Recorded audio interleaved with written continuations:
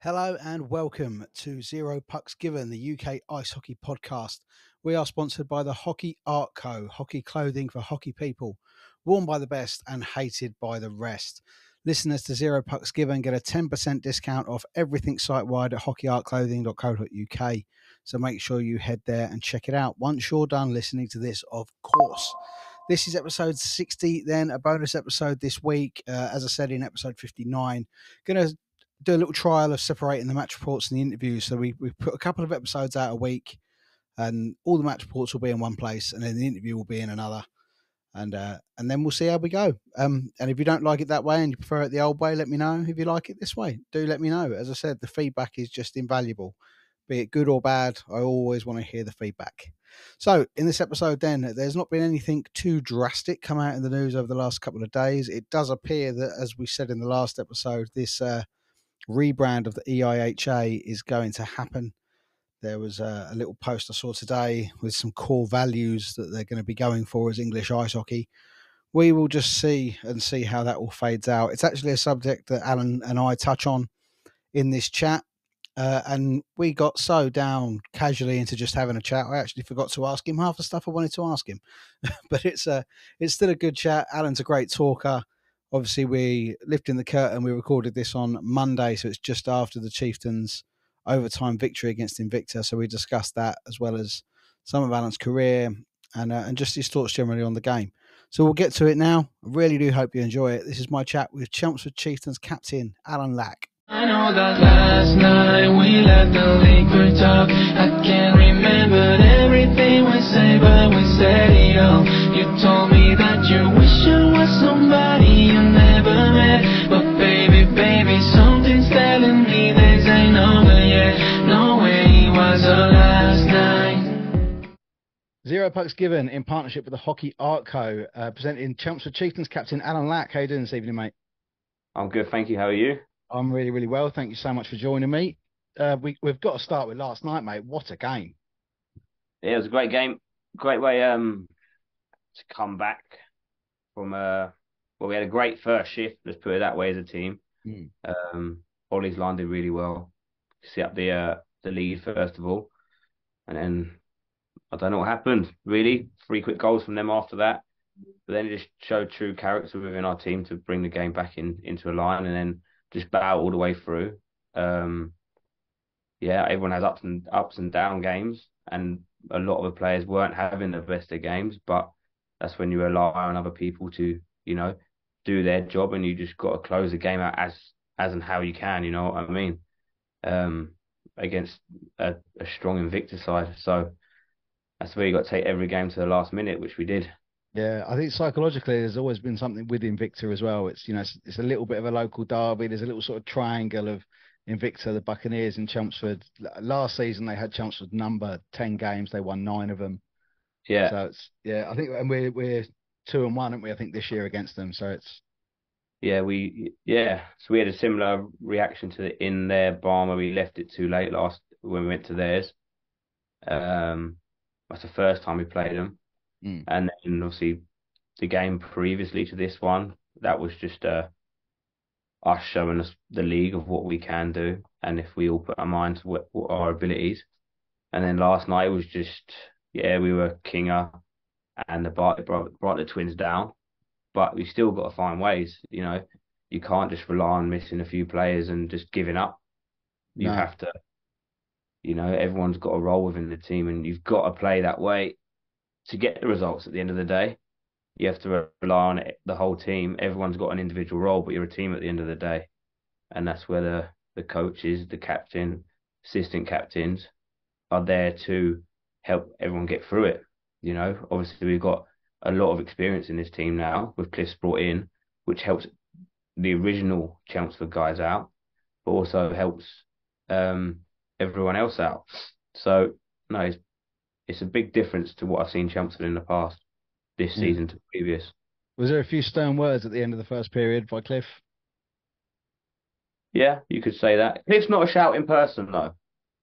Cliff's not a shouting person. He's he just he he's picked his team for a reason because everyone he knows that they can perform. So there's a lot of players. If you start shouting at a player, it doesn't go anywhere. Mm. Like it doesn't go anywhere. It just goes in one ear and out the other.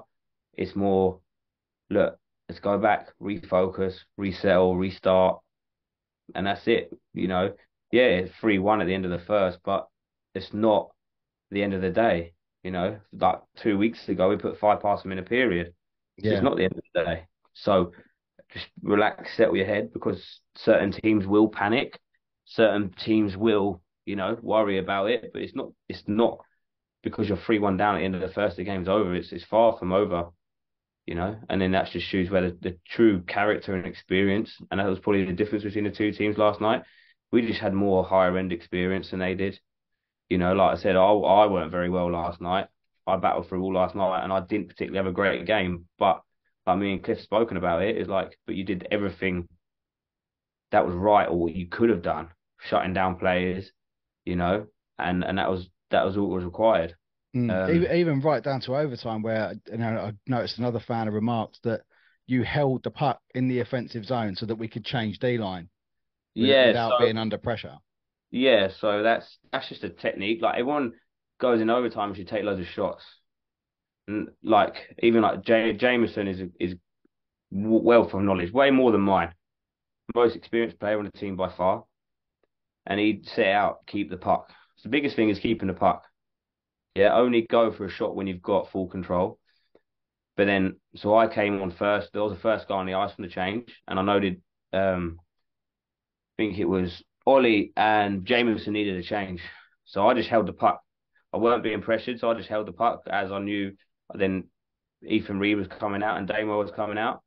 So that's what it was. Yeah, I've got to take 3 attackers on me at one point, but that's where probably the best part of my game is. I can handle the pressure, and then I can pass it out. And that's exactly what happened. They all drew to me, and I gave it to Damo. Damo did his absolutely unreal goal. Well, Mm. then I went and got a change, and that's what overtime's about. You just got to keep the high percentage of um the play. Yeah, you got to wait for your 2-on-1s, I suppose, isn't it? Rather than sort of trying to force it early. Yeah, exactly that. You got to wait. You got to wait it out, and obviously it's 3-on-3, so there's a lot more ice. Mm. So you got well, some say wait out, some say go out attack. I play for two different coaches, and well, I play for a lot of coaches, but some say attack, some say keep the puck, and this one seems to work a little bit better than just go full out attack, because then you just get countered straight away, and normally that ends the game. Yeah, yeah. I So mean, it's still a great 2 points. I'm sure, as much as exciting as it was, I think we'd all like a little bit more of breathing space. a bit of breathing space than that. But it was It shouldn't have gone that way. It shouldn't have gone that way. But Invictus played their game right. They did well. So yeah. you've got to give credit to them. They battled all the way to the end. Yeah, I noted in my match report for the match reports episode that I think Jordan stood on his head towards the end of the first. Otherwise, it could have been a lot worse than 3-1. Yeah, 100%. And we all knew that. We all knew that. Not not every player is going to have the best games every single game. You know, um, but that's where experience comes in. Like Mm. Lord is, yeah, I would say the best goal in the league, definitely. Yeah, Milton's there up there, but Lords is really still in his head, especially with everything going on at home, having a new baby as well. Mm. The performance he put in last night was incredible at the end of the day. Yeah, I So think it's something a lot of Chelmsford fans do appreciate. Actually, is that obviously the guys that have come with Cliff this year, you've got that experience at a higher level. But we appreciate, not everyone's going to be 100% every game. So it's and the way it's all it's coming also, together, you're like an entirely new group, really, aren't you? yeah, so Mark Saunders rebuilt it the year previously, right? So he had a big rebuild. Obviously things didn't work out well, Mm. you could say. And obviously Cliff's come in here and he's kept only two of the rebuild. And, you know, he's brought in a lot more higher end talent that, yeah, players are not necessarily wanting to travel as far, but also, there's other reasons that it works out better for them. Like for myself, I've got 3 kids, and it just works out better for me. I don't want to be going to Leeds and Hull and all that. Yes, I had offers to go play in the league, but it wasn't for me to do that. Where 15 minutes down the road, it's much more beneficial to me to go play for the likes of you or someone lower, a lot closer to home. But the experience he's brought in is that's where it it benefits Chelmsford in a massive way. And I've had a good chat with the twins, and it's been hard for them over the last year because they feel like, where's the support and where's the other people with experience? Yeah. And they're young at the end of the day. So Cliff's done a really good job bringing in some high-end experience to really bolster the lineup. Yeah, I really enjoyed Cliff's appearance on 4,000 and Counting a couple of weeks back, Yeah, talking about his coaching career and coaching style. One decision he made quite early that I think every single Chieftains fan was incredibly ecstatic with was giving you the C. yes, Is that a role yeah. you've taken on before? I've done like assistant captain. I was assistant captain for the Bees last year. Mm. Like I was captain for the old Buccaneers team. Yeah, I've got your And elite I've, prospects up here, but it's burnt me in the past, so I'm not going too gospel by it. yeah, no, yeah, elite prospects is pretty much right. Mm. But I've always been an energy player or a leader within the team.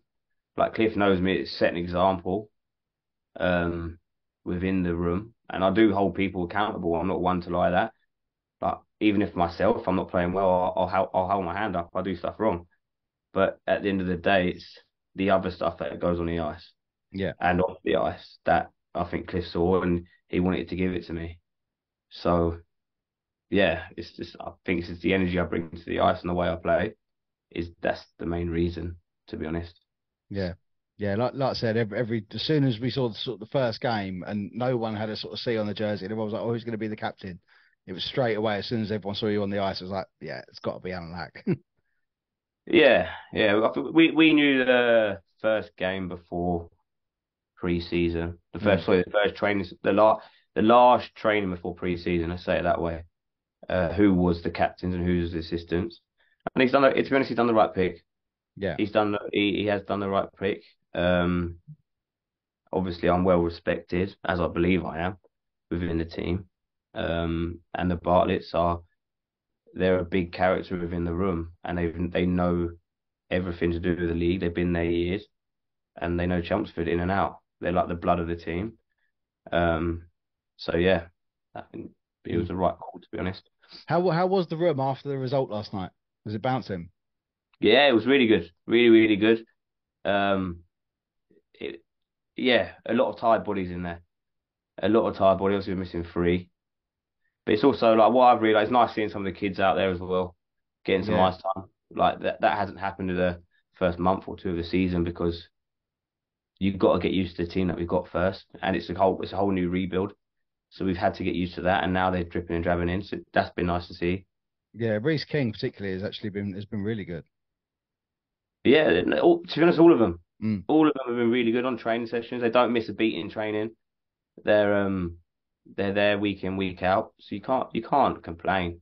They're a good set of junior kids to come through. Yes, there is a lot of work still to go with them, but that's the part of the pathway at the end of the day. Yeah, Some days you might not get a shift, but the next day you might get 10, 20 shifts. You don't know. So no, but it's having that willingness, isn't it, to turn up knowing you might not get any. exactly, and that's where But a lot of the pathway people fall down. It's like I'm this really good kid at under 18s. I should get 20 shifts. Well, it doesn't mean that you can go get 20 shifts in men's hockey. It's a completely different experience to anyone, um, especially them because it's a lot more harder. It's a lot more physical. mm. The time you get is a lot less. So yeah, but they do understand that we haven't had many fight back about ice time or anything like that because I think they do understand. And Yeah, so yeah, it seems like obviously with Cliff's experience that he's got, as you were sort of alluding to earlier, the right man management style to bring the youngsters through and use the experienced players as a guide for yeah, them. it's exactly that. Exactly that. It's no point of it's beating someone down if they do something wrong all the time. Well, that's what coaching is about. Coaching them, not screaming at them at the end of the day. Because otherwise they're just not going to listen to you, and they'll just start losing respect for you as a person. Yeah. So let's go back to when you was a junior. Then it was Bracknell, I think, was your home as a junior.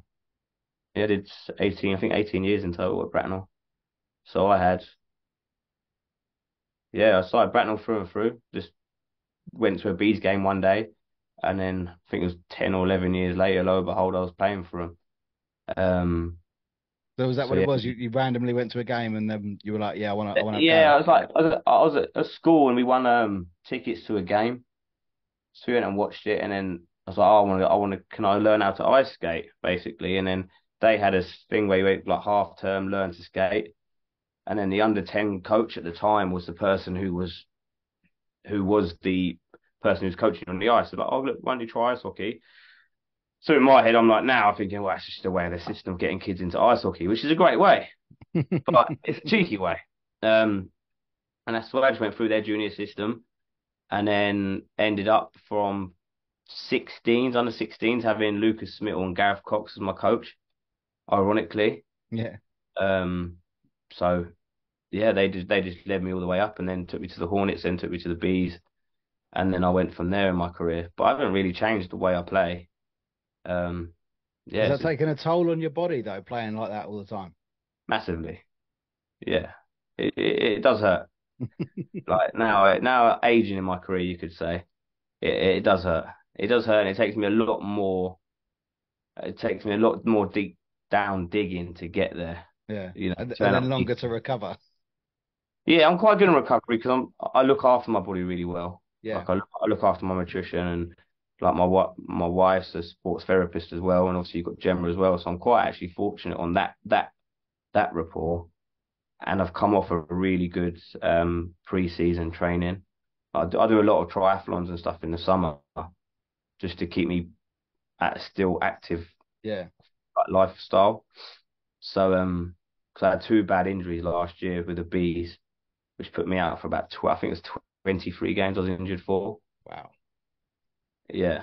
So in total, it just yeah, still a good year, but it was just weren't the best year I could have had. Nah. And that's when I was like, oh, let's evaluate traveling around the M25 4 times a week and going up to all these different places, and spend a bit more time with my kids and still play hockey at a good level. Yeah. You live a bit more local to Chelmsford then now than Bracknell. I'm Romford now, Yeah. so I'm just outside of Romford. Yeah, because So you had a spell with Raiders as well, didn't you? yeah, so that goes back to 15, 16. I went. So my career when I did do it. I had done a little bit of bouncing around. I played in Victor for about 3 weeks. I didn't get on there because obviously I went from Bees under Smittle and Gareth Cox, which is very, very intense, very disciplined, very systemed, to Kev Parrish. I'm not going to say too much. It just weren't my style at that point in my life. I still needed a lot more coaching. So then I went under Slava at Slough, which that Slough team when I joined was the the best team probably in the league.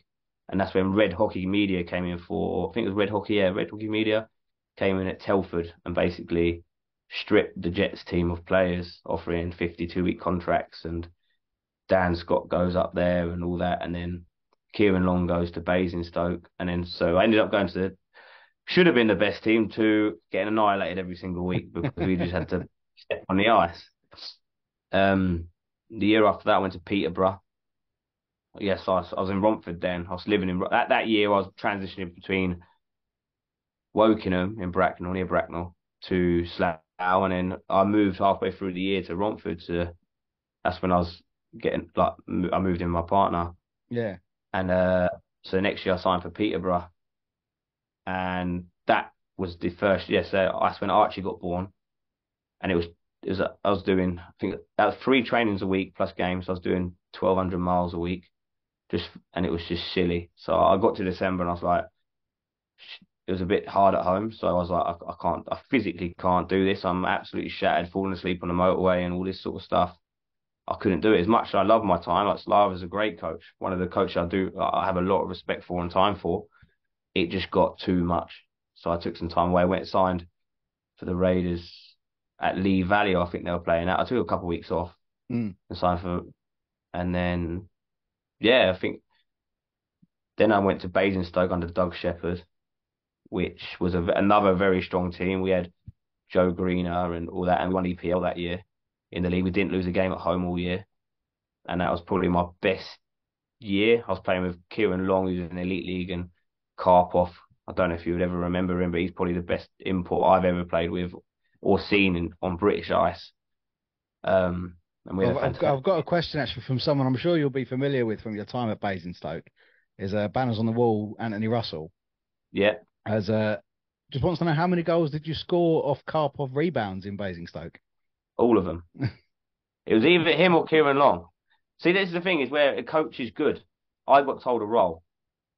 My role was I know the system. They're going to chip it in deep into my corner.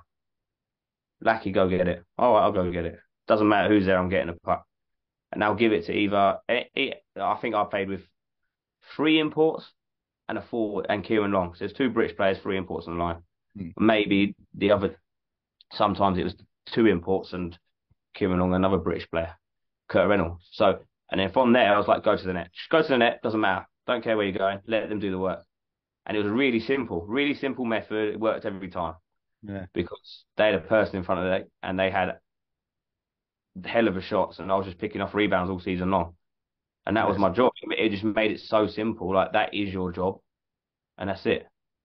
It's amazing how many goals are actually scored that way, either rebounds or tip-ins, just from getting in front of the goalie. Yeah, every goal that year was scored. Well, apart from one, I remember I shot one and scored. Every single other goal was a tip-in or a tap in front from a rebound, and that was it. Because that's what they asked me to do, so that's what I did. Yeah. And it was, it was hard work. It was physical. It hurt a lot. Don't get me wrong. It was a lot bigger league then, and a lot bigger players. And then good numbers. Good numbers, and my fists hurt a lot that year because I was doing a lot of looking after people as well. So, I mean, a role that you are sort of doing at Chelmsford now as well. It's well, yeah. Well, I saw this sign Cliff put together, and I was like, oh yeah, I might get a year off from doing it. You know what I mean? Being a little where I am, but obviously that hasn't turned out because I enjoy it. Yeah. I just sorry, mate, go on. When the rest don't do their job, or I have a lot of time for refs, a lot of respect for referees, but sometimes it just needs to be dealt with in a different way. And it's a thankless job, isn't it, being a ref? And I mean, we all appreciate, you know, they're probably only getting paid expenses if that. They're doing it because they love the game. If they're not there, we haven't got a game. Yeah, so my sister's in referee, and she used to lie in the Elite League. She was doing the last year in the Elite League, and she went to World Champions and all that. So I have a lot of experience in refereeing lines. So I have a lot more respect for more players because my sister's in it. So I know what they go through. I know it's not the nicest jobs, but they also, you know, they enjoy it as well. They're not always going to, like, same as a player, they're not always going to have the best of nights, but, you know, sometimes it's like your captains and your coaches just need to remind them that it's a 2-way game, not just a 1-way game. And that's it. And if stuff gets out of hand, then you just deal with it in-house. No, so while we're going through the questions, actually, I've got a few that have come in from some of the listeners. How do you feel the level in South One is now? Because obviously you said you bounced around a few of the different divisions even before the restructure. So in comparison, really, to your time with the Bees and the National, how's the South One sort of feeling to you? That's come from Jay Ringrose. It's not as good as the National League. Don't get me wrong, but it has improved from 3 years ago, even 2 years ago. It's a lot higher standard now. It's a lot quicker. You can just tell by the amount of National League players who have dropped down this year. The speed's gone up, and obviously, yes, you haven't got. You look at Slough, for example. They've got a lot of kids coming up who are very close to being National League kids. So that they're not far off at all, and their top 2 lines have got a lot of experience via the Bees, via the Pitbulls. So it's not far off.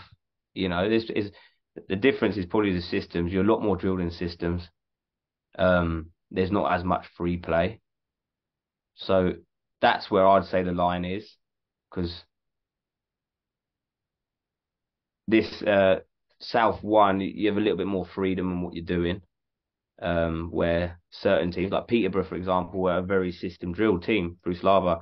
You know what you're doing on every single face-off, and that's what you do in every single neutral zone lock and all this sort of. That's what you do, and that's how they close out games. Where this is, you have a defensive player, a neutral zone, and an offensive. You might have a couple in each, but that's it. When they're so much more drilled because they have more ice time, they have more games, they have a lot more time to put it into a game scenario. Do you think though having that little bit of, say, that more time on the ice, not technically obviously with ice time, but with the game being a little bit more open and not reliant so much on systems, that it gives chances for players like Damon Porter, Ollie Baldock, James Pentecost, the real skillful players, to sort of showcase their abilities a bit Yes, more? yeah. So it's a better league for those types of players because they've got more time, they've got more time ability with a lot higher stick handling and capability.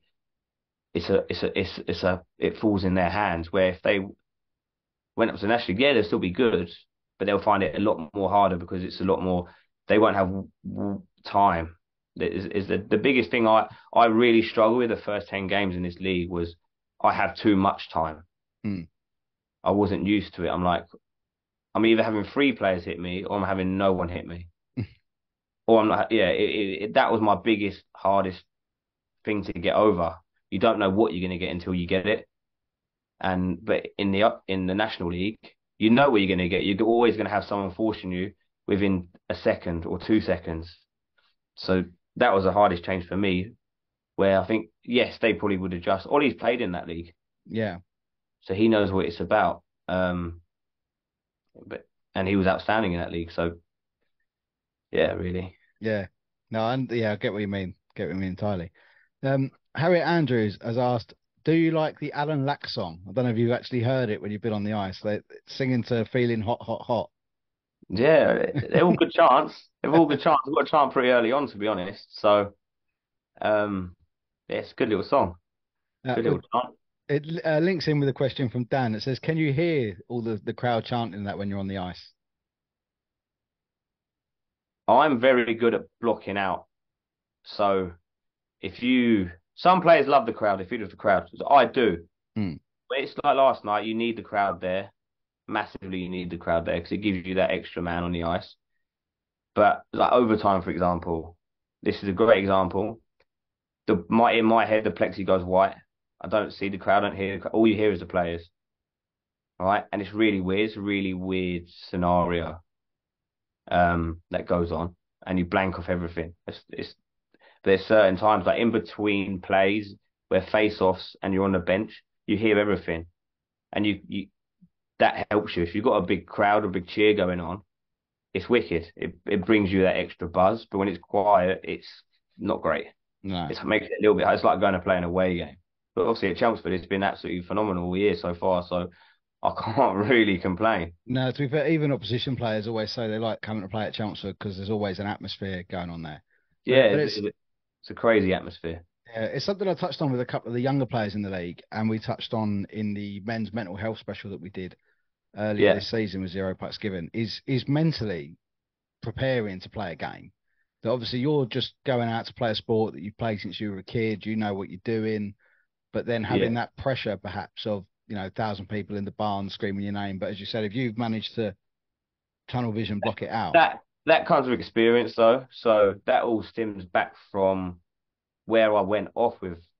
I took a year out of the sport. When I I took a puck to my face. I fractured my bottom jaw, fractured my orbital bone in my eye, lost loads of teeth, everything. I came back 4 weeks later and played. Managed about 2 weeks, and then I had a huge breakdown, mental breakdown. I went to get on the ice, and my body went, no, not going on it, not going on it, stay away. Boom, and then I just shut. I didn't even go in an ice rink for a year. They almost had like a PTSD from it. Yeah, I never went in an ice rink for a year. Stayed away from them, hated them, hated everything to do with ice hockey for about a year, and then it was like that's when COVID hit. I think it was, or maybe just before that. No, COVID hit after it. I came back and did about 10 games, and then that was a break that I just think COVID was good for me, to be honest. I took a bit more time, and I finally went, I do miss it now. I'll come back and play. So that's not something I've spoken. It Sorry, didn't I'm gone. change the way I played. It just made me become more alert to what you need to do before a game. I do a lot more mindsetting stuff at home and in the change room before a game. Even if I'm having a bad shift, I'll go behind and give myself some positive talk to myself to get myself back in the game. Yeah. Um, Do so you visualize and manifest and things like that? yeah, because like I hated it for so long, and I was scared for so long, and I've always said if I was scared, I'll never get on the ice because I'm just going to get injured. I always believe if you go on the ice scared, you're going to get hurt. And don't get me wrong, it wasn't from a hit, it was from a slap shot from an Invicta player to my mouth Mm. that did it. So it was my own fault. I went the wrong way, and I put my hands up to this day. I blocked with my face, not with my legs. And that's where really it all stemmed from. Where now I always look at myself in the mirror before a game and just give myself a little chat. And then if I'm having a bad shift or a bad game like I was last night, I wash my face down and just, reassert myself and reset. Yeah, it's certainly a side of it I think that a lot of people are taking more notice of because they're realizing things within themselves that, like you say, Yeah. they might need a little bit of a G up It's a or hard sport, like in the mental aspect. I want to see the physical aspect. The mental aspect is extremely hard. Like you go through these crazy ways. Like even if you look at last night, you're 3-1 down. You feel like shit. I don't know if I'm allowed to swear, but yes, you feel you feel like absolute crap. But then you go win the game in overtime, and you have this massive buzz. But throughout the game, there's always peaks and troughs. So it's not the easiest of sports, while being constantly head knocks and stuff like that. It's not the greatest. no. I've tried to explain that to a few people actually that have been sort of like coming new to it, or if they ask me about it and say like, why did you go and watch it? And I sort of say it's like because it's not like football or anything like that because so much can happen in such a short space of time. Um, Yeah, it's the closest sport to it is seven-a-side rugby. mm, In all due respect, because the speed of seven-a-side rugby is really fast. Contact's there, but it's also really fast, and it can change instantly because there's more space in the pitch. And obviously, they go under heavy contact as well. yeah, So it's probably the most similar sport, but it's still nothing like it. It's why it's the fastest team sport in the world, and yeah. and with the violence to go with it, it's just a complete brain fuck at the end of the day, to be honest. And it's the most watched indoor sport in this country as well, which is sort of a Yeah. brilliant growth of it.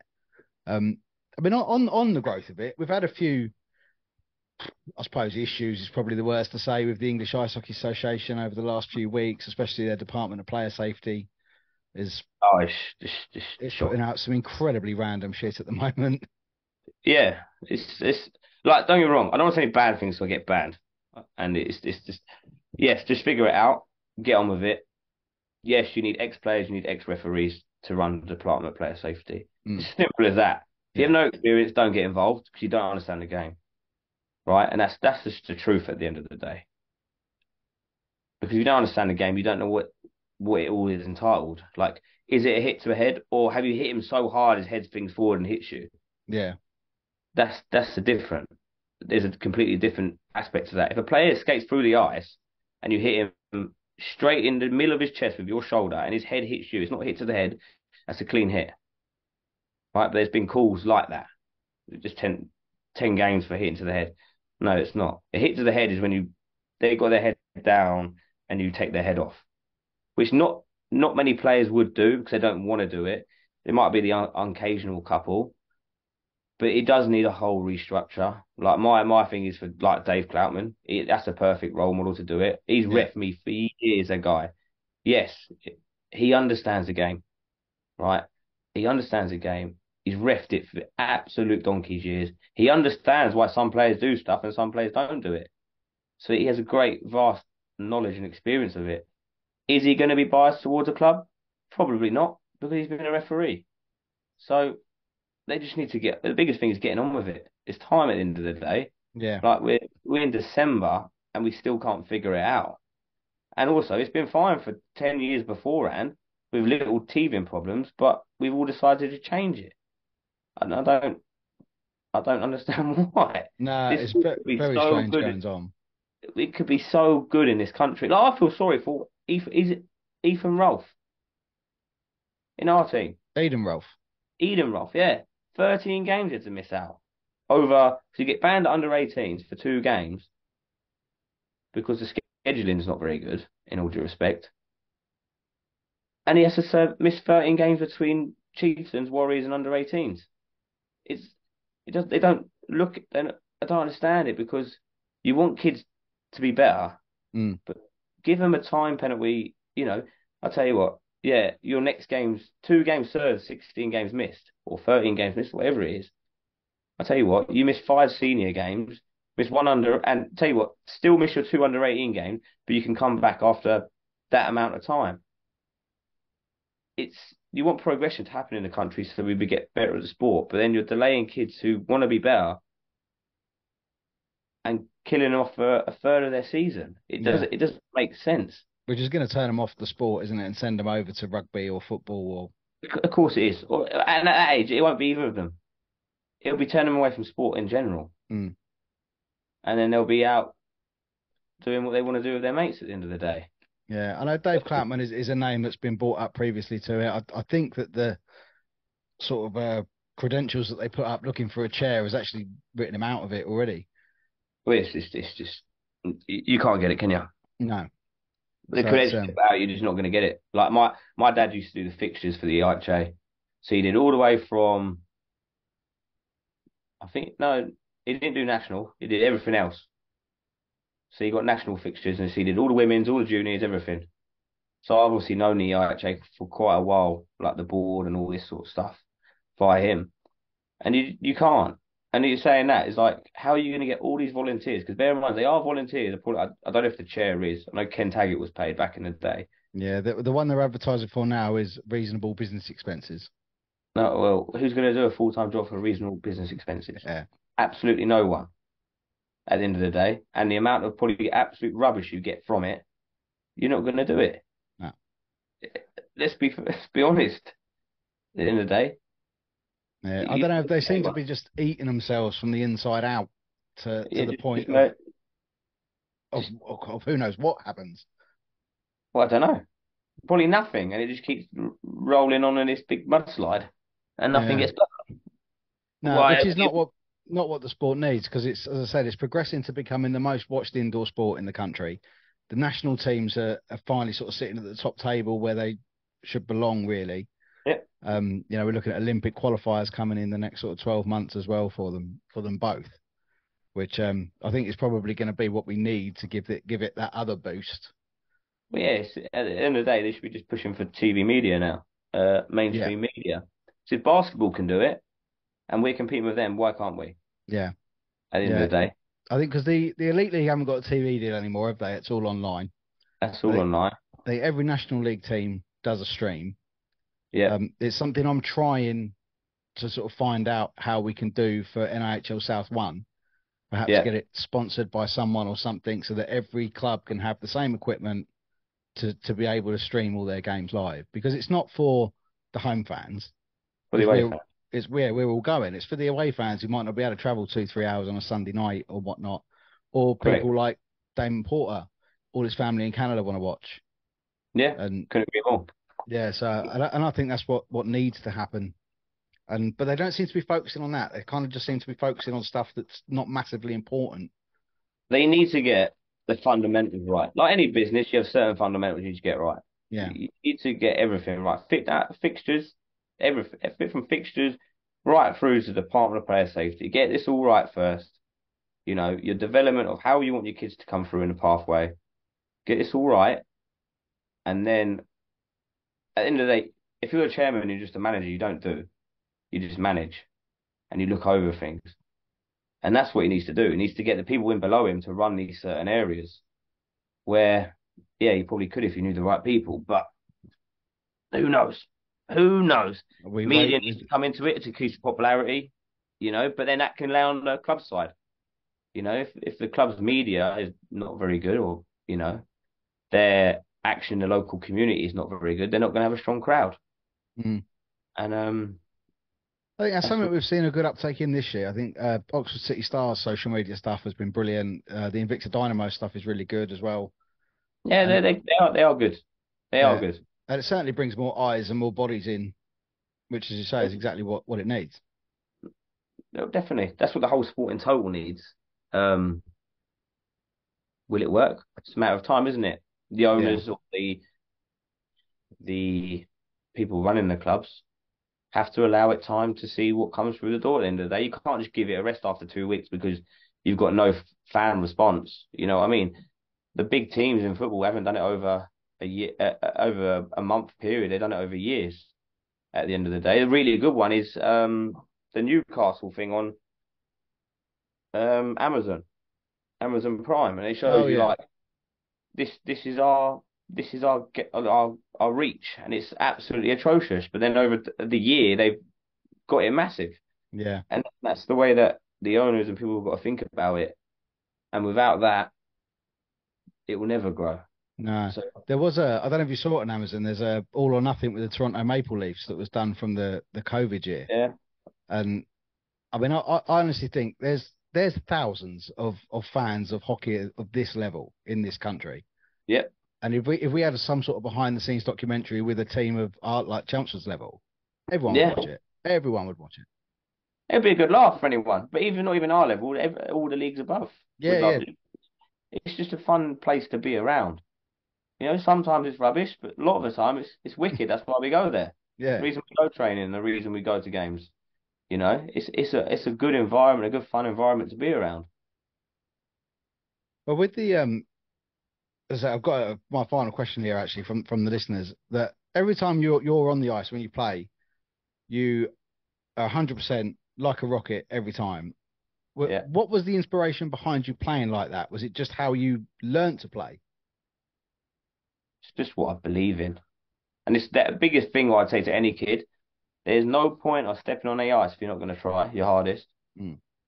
Because what's the point otherwise? It's like everything I do in life, I put every bit of effort I can into it. You know, if I go to the gym, I'm not going till I'm done. If I go to work, I'm putting every bit of effort in till I'm done. So what's the point of going on the ice and not trying? Mm. I don't physically. Otherwise, you're just wasting your time. You're only here once. Yeah, You only I'm got exactly the same. You literally just you're described how I live my life there. I'm exactly the same. you're only here once, and the best thing I can say is I tried everything I've done Mm. at the best I could do it. It's like last night. I didn't have a good game, but I still put my heart and soul into it because I weren't feeling well.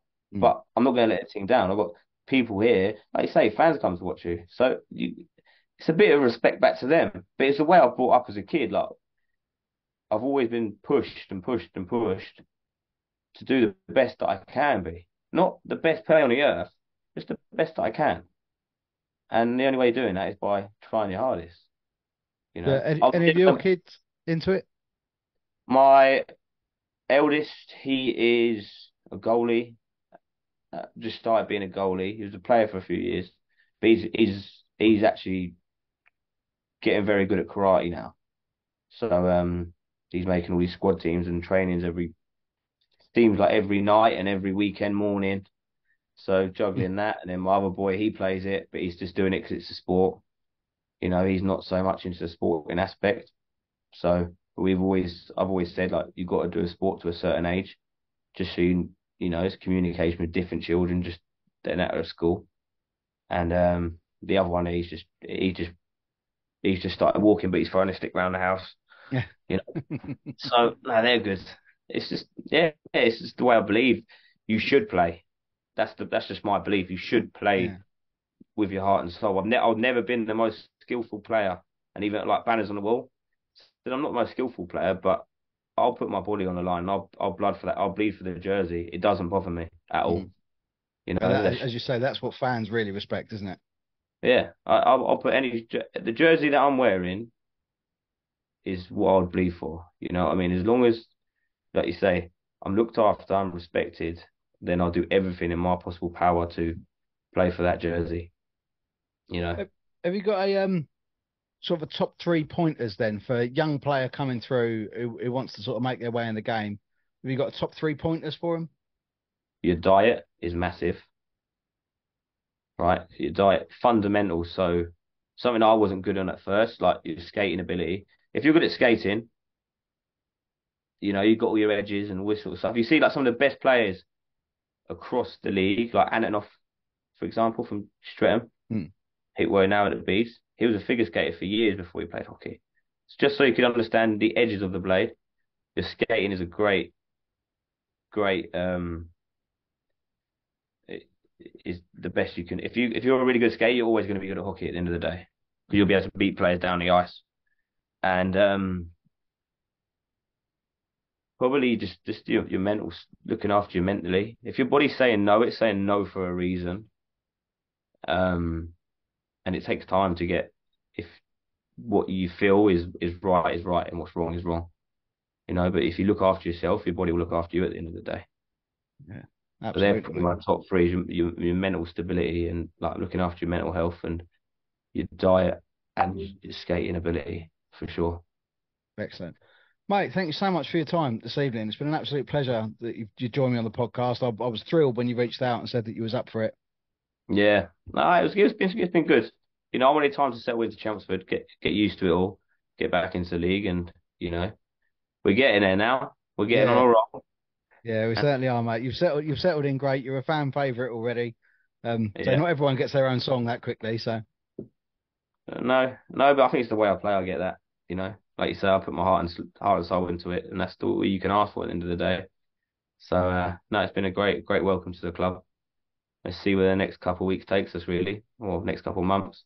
Yeah, I think we've already qualified for the semi-finals of the League Cup. So that's who do we draw? I don't even know. I think it's Slough and Chelmsford have qualified so far, and then I think it will be seeded on league position. I think. What does that mean? Isn't it really like 1 to 4 or whatever those games? Yeah, I'm not entirely sure. They might then just draw who plays who? Hat.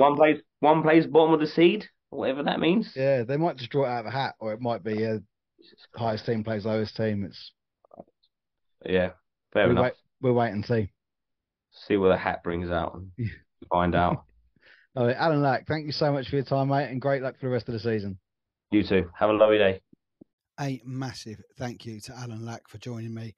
As I said before, we got so sort of lost away in just chatting that there was a few things I did forget to get from him, but he does write his little bit in the programme now for the Chelmsford Chieftains. We have the sort of the captain's view, so we always get a little bit of an insight into Alan from there. And of course, this weekend coming up is the charity game for the Chelmsford Chieftains. They're at home to the Romford Buccaneers on a Sunday, and they'll be raising funds for Aching Arms and for Lewis. If you want to know more about those charities, have a look back through the ZPG back catalogue. Last season, I spoke to Mel Barkley from Aching Arms, and I spoke to Bob McCurrell, the chairman of For Lewis, to find out what incredible charities they are and the truly tragic reasons behind their coming about and why they're involved with the Chieftains as well. So yeah, I do go back and listen to those. Trigger warning, they're quite upsetting, but they're certainly worth listening to get the idea of what these two great charities are that the Chieftains are helping on this Sunday night. For raising the funds, you can purchase the game-worn jerseys. They are being auctioned. If you go to the Chelmsford Chieftains Instagram page and the Facebook, there's a big picture there on how much each one is going to. Alan did say if his jersey gets to £2,000, he will shave his head on the ice after the game, of which there'll be plenty of people waiting to do that when we skate with the players after the game on Sunday. So go check out the Chelmsford Chieftains social media and check out those bids on the jerseys. And if you do want one, you can email the Chieftains to get your bid in on them. And of course, like I said, if you're not really aware of the two charities that they're raising funds for, have a look back into last season's Zero Pucks Given, and there's a couple of episodes there with Aching Arms and with For Lewis as well. So thank you so much for listening. Thank you once again to Alan for joining me. And we will see you next week, where we've got all the match reports coming in. The first episode that comes out, that'll be episode 61 that comes out on Monday night or Tuesday morning. And then we will have a chat with Solent Devils giant Joe Llewellyn. So it'd be great to chat to Joe about his career, where he's played around the sort of the National Ice Hockey League and the National Ice Hockey League One. And of course, probably the incident with Darcy Flanagan that erupted the whole DOPS conversation. So we'll be chatting with Big Joe about that. So one for the Solent Devils fans there. Thank you once again for listening, and I'll see you next time.